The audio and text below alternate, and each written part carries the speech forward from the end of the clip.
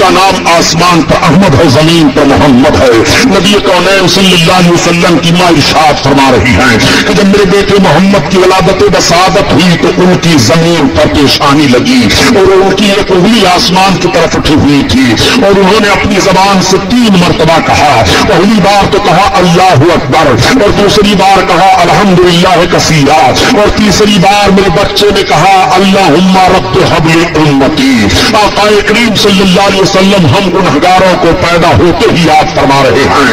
اعلیٰ حضرت عظیم البرکت کسی طرف اشارہ فرماتے ہیں کہ پہلے سجدے پہ روزے ازل سے پہلے سجدے پہ روزے ازل سے اور یادگاری امت پہ لاکھوں سلام، لاکھوں سلام۔ اللہ اللہ، آقا کریم صلی اللہ تعالیٰ علیہ وسلم کی ولادت و بسعادت ہوئی ہے۔ آپ ذرا ملاحظہ فرمائیے اور اس بات کو بھی ذہن و فکر میں رکھتے ہوئے چلیے گا کہ ابھی نبوت و رسالت کا اعلان نہیں ہوا ہے۔ جب اس پار کا یہ عالم ہے اس پار کا عالم کیا ہوگا؟ آقا صلی اللہ تعالیٰ علیہ وسلم کی ماں سے ایک یہودیہ عورت نے سوال کیا، اے آمنہ خاتون، اس وقت مکہ میں تو تیل کی بڑی قلت ہے، مگر یہ بتاؤ کہ تمہارے گھر میں رات بھر روشنی کیسے رہتی ہے؟ تو نبی کی ماں بیان فرماتی ہیں کہ جب سے میرے بچے محمد کی ولادت و بسعادت ہوئی ہے میں نے اپنے مکان میں چراغ جلایا ہی نہیں ہے۔ نبی کونین صلی اللہ تعالیٰ علیہ وسلم کے نور کی وہ روشنی پھیلی ہوئی ہے۔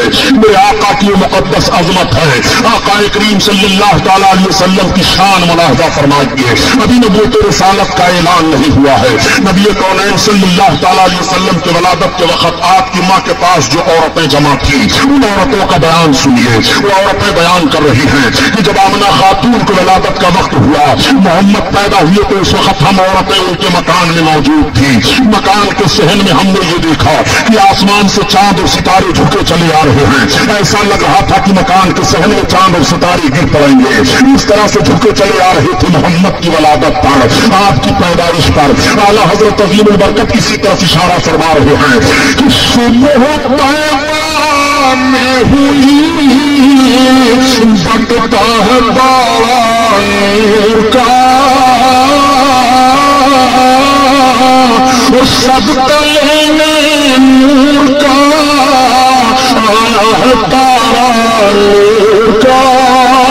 سرزمین پر سویرے سویرے نور کی خیرات بڑھ رہی ہے۔ مکہ کی سرزمین پر سویرے سویرے نور لٹایا جا رہا ہے۔ اسی لیے تو اعلیٰ حضرت عظیم البرکت فرماتے ہیں کہ میرے آقا کے نور کا صدقہ اس طرح سے لٹایا جا رہا تھا۔ آقا کریم صلی اللہ تعالیٰ علیہ وسلم کے نور کا صدقہ اس طرح سے لوٹ رہے تھے۔ اتار کر ان کے رخ کو سب کو نور کے بطورا تھا بڑا، چاند سورج مچل مچل کر جبی کی خیرات مانگتے تھے، چاند سورج مچل مچل کر جبی کی خیرات مانگتے تھے۔ آقا کریم صلی اللہ تعالیٰ علیہ وسلم کی ولادت و بسعادت ہوئی ہے۔ میرے آقا اس دنیا میں تشریف لائے ہیں۔ آقا کریم کے نور کا صدقہ کس نے نہیں لیا؟ چاند ستارے نے نور کا صدقہ لیا، سورج نے نور کا صدقہ لیا، نبی پیدا ہوئے ہیں۔ آقا کریم اپنی ماں کی گود میں ہے، تمام عورتیں زیارت کرنے کے لیے آ رہی ہیں اور عرض کرتی ہیں اے آمنہ خاتون تمہیں مبارک ہو، تمہاری گود میں جو بچہ آیا ہے تو ختنہ شدہ پیدا ہوئے ہیں، ان کے ختنہ کی ضرورت ہی نہیں ہے۔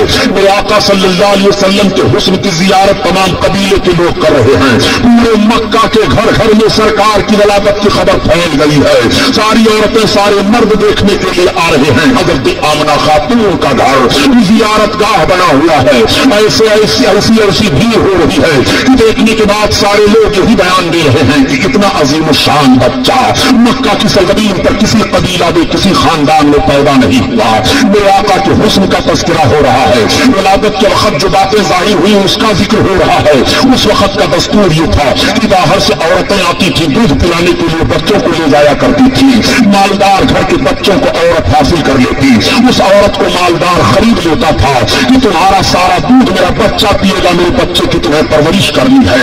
اس نوعیت کے تحت مکہ کی سرزمین سے 12 گھاٹیوں کے اس پار ایک آبادی تھی، قبیلے سات کی آبادی، جہاں کے لوگ غربت افلاس کے مارے ہوئے تھے، قحط سالی کے شکار ہوا کرتے تھے، ان میں بیماریاں پھیلی ہوئی تھی، وہ بہت پریشان حال تھے۔ 10 عورتیں تیار ہوئی کہ چلو مکہ میں مالدار گھروں پر بچوں کی پیدائش ہوئی ہے، وہاں سے بچے لے آئے جائیں اور دودھ پلا کر کے خدمت کی جائے، انعام و اکرام ملے، جو اجرت حاصل ہوگی۔ انہیں 10 عورتوں میں حضرت حلیمہ سعدیہ بھی ہیں۔